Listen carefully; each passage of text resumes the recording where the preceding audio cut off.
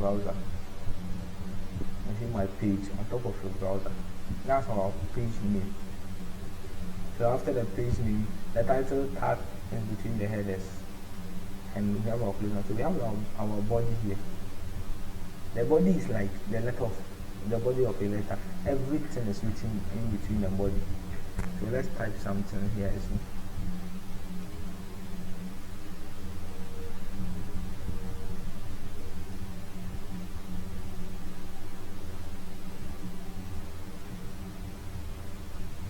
So we save it and we reload. As you can see, it appears in our web page. So whatever we type here will appear in our web page. Whatever we type in between the body tag, the beginning and the body tag, it appears here. So let's look at a different tag, which we call the header tag. So the header tag is used to give headings to related topics in browsing. When you go to Facebook, we have the friendship tag, friendship header, all those things. When you go to any website, you see beautiful colored headers. So this is how we do header tag. We use the H. So we have about 6 different types of header. H1 being the highest, the biggest header, followed by H2, followed by H3, followed by H4, followed by H5, and then H6. We have about 6 headers. So H6 is the list or smallest header. So let's type.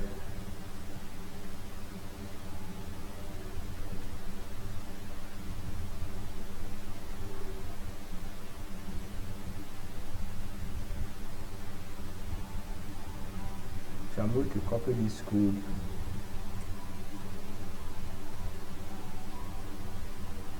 and I'll paste it 6 times.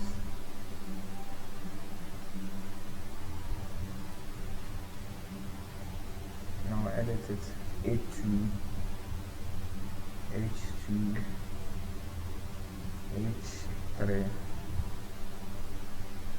H3, H4, H4, H5, H5, H6, H6. So we use this as to give headings to our pages. So let's save it. Ctrl+X. We reload. So as you can see, H1 is the first one. I am a programmer. You see how big it is. So it's from descending order from the biggest to the smallest. H6 being the smallest heading tag. So after the heading tag, let's look at our paragraph tag. Paragraph tag it's like paragraph, normal paragraph when they say writing. I used to take related concepts together.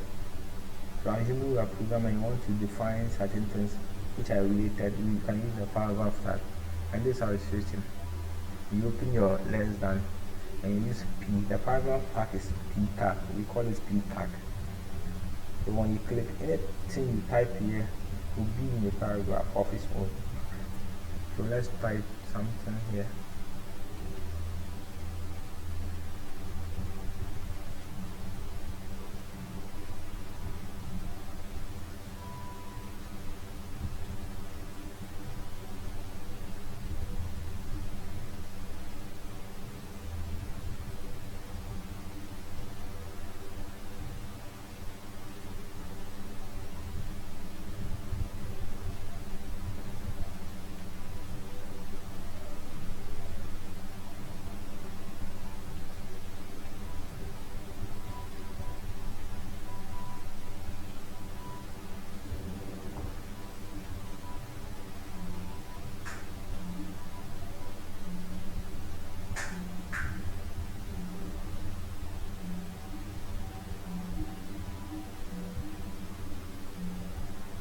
So let's save it.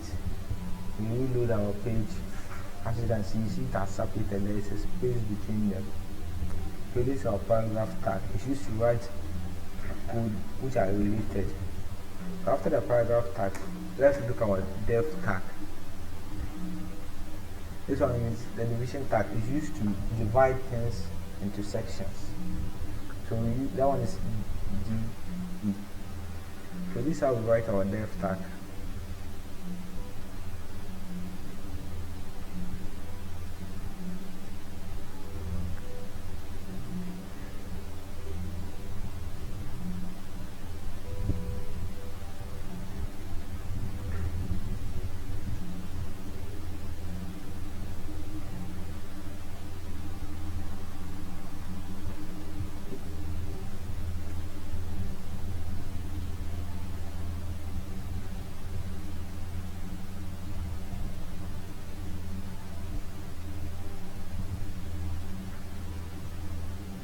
So this is our def tag. It's used to write things which are also related. It behaves as the paragraph tag. But paragraph tag is used for paragraphs. This one is used for defining things. Assuming you want to edit, when we start with CSS, you see we begin to edit some part of our code, change colors, change the styling, change how it looks, and all those animations. So if you want to do those things, we will use this thing. So we can have a paragraph tag within our def tag. So we save it, then we reload. So we have a paragraph tag within our def tag. So assuming when we start with CSS, we start seeing IDs, other names selected. So later on we can edit the def tag, whatever is between the def tag, and it won't affect any other code. So mostly def tag is used to divide things into two, so that you can edit one without it affecting the other one. So after the def tag, let's look at how to create lists. We do see lists on websites. Let's see how to create lists in HTML. So we have two types of lists. We have ordered lists and unordered lists. So ordered lists,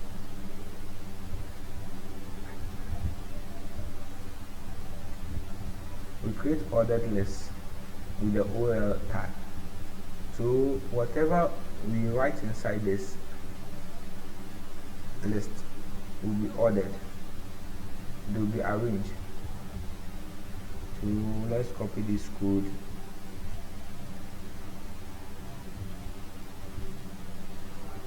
Paste.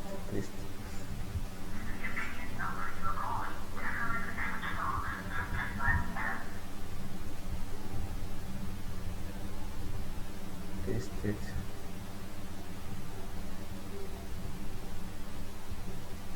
Save it. Then reload our site. So as you can see, we have 1, 2, 3. It's an ordered list. It's listed in order. So you see there is 1, 2, 3. So now let's look at an ordered list. Unordered list is written with the URL tag. So we copy the same thing. We paste it between the tags.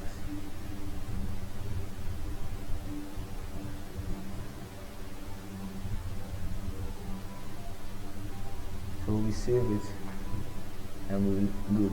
You see this one, it doesn't have numbers attached to them. So this is an ordered list. It is unordered, nothing is attached to it. So after this list, let's come and look at how to create a table.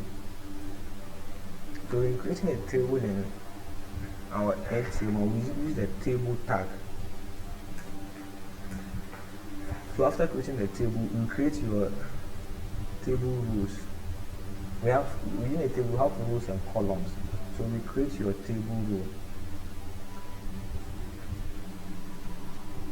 This is our table row. So within the row, we have a column. That's the intersection, or table data.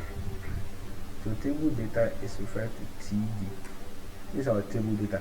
So anything we write in here will appear in the table. So let's write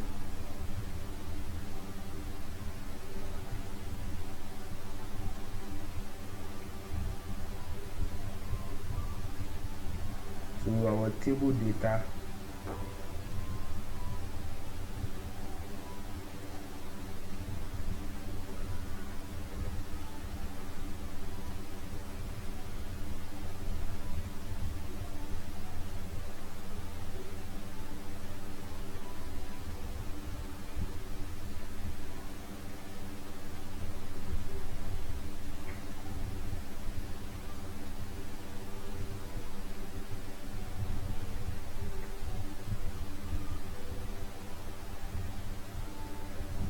let's reload our page, save it and reload.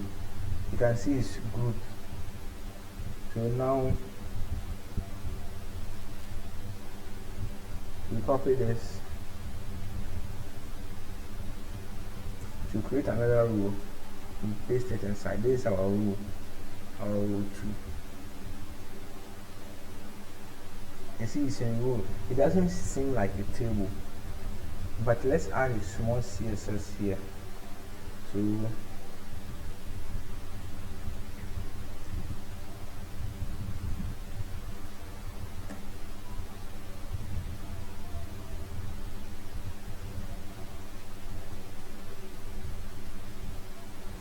now you can see the table is clear.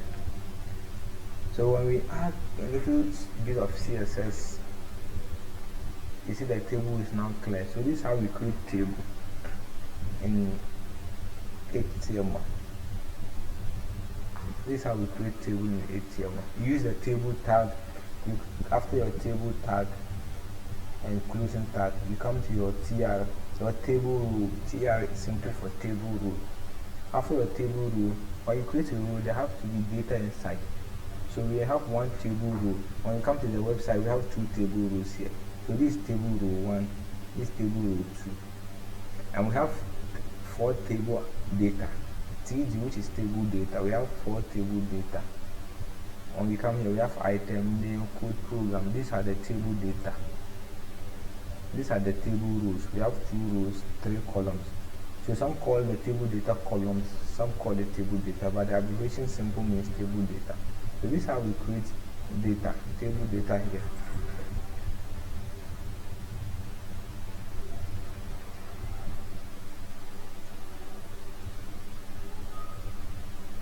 To make the video not so long, we're going to stop here and we'll continue next time. And after watching the tutorials, I want you to create a table with your own details. You can use your true identity, your true details, or you just try and put something inside. Your table should contain name, occupation, location, maybe a telephone number, and the table should be able to receive all this data. So let's stop here and we'll continue next time. So let's summarize what we did today. We explained the HTML tag. HTML, it has a beginning tag and an end tag. End tag, which is always indicated with a slash. And after HTML tag, you bring your header tag, and within the header tag, we have title tag, where we write our title, which appears on top of our header, our website. And after that, we look at the body itself. Whatever we write inside the body itself, it appears in the main code area. And we came to look at the headings. We have about 6 types of heading in HTML. 1 being the biggest, and 6 being the lowest, the smallest. And after that, we look at our paragraph tag. After our paragraph tag, we came to look at our div tags. So after our div tag, we look at lists. We have 2 types of list, which is the ordered list and unordered list. Ordered list comes with numbers, as you can see here. Ordered list, which is OL, comes with numbers attached to them in a descending order. In an ascending order, 1, 2, 3, and so on. Any way you want to call it. And when we came to look at the unordered list, which doesn't come with any numbers. It is not ordered, it's not arranged. As you can see, there is always dot dot. You notice there is list. We use all this list. And after that, we came to learn how to create table. Table. We use the table tag and the closing tag. We come and created our table row. After our table row, we have had to put some table data inside. Some call it table columns. So here we have about 3 table columns or table data, which you can see here 4 table data or 4 table columns. 1, 2, 3, 4. And after that, we had our table row 2. So the table has 2 rows, row 1, row 2. So after row 2, we added the same table data 4. And we close our table row.